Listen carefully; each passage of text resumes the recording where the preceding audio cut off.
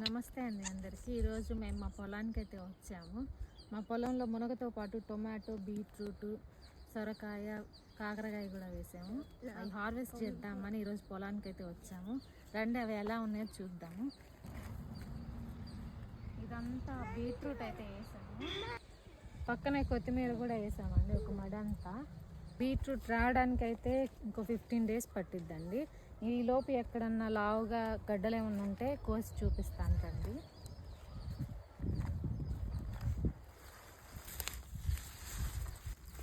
ఇదిగోండి, ఒకటైతే లావుగా కనిపిస్తుంది బీట్రూట్.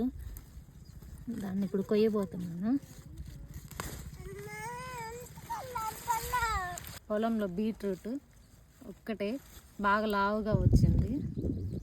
ఇప్పుడే హార్వెస్ట్ చేస్తున్నాము. టొమాటో కూడా వేసానని చెప్పాను కదా, 6 మళ్ళీ అయితే వేసాము. ఇప్పుడిప్పుడే వస్తున్నాయి కాయలు. ఇవి రావడానికి మ్యాక్సిమం ఒక 30 days పట్టిద్ది. అన్నీ ఈ సైజు కాయలే ఉన్నాయి.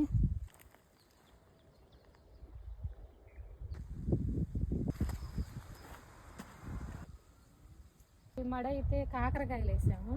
ఇది తీగేసి పూలు కూడా వచ్చినాయి.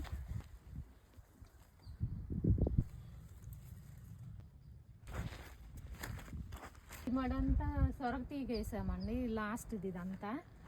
ఇదిగోండి, అన్నీ చిన్న చిన్న కాయలు. ఇదొక్కటే కొంచెం పెద్దగా ఉంది. ఇదిగోండి బాటిల్ గార్డ్, ఇదే కొంచెం పెద్దగా ఉంది అన్నిట్లో. అన్ని చిన్న చిన్న కాయలు. ఎందరో చెప్పిన మాటే కదా కళ్ళ ముందరే ఉన్న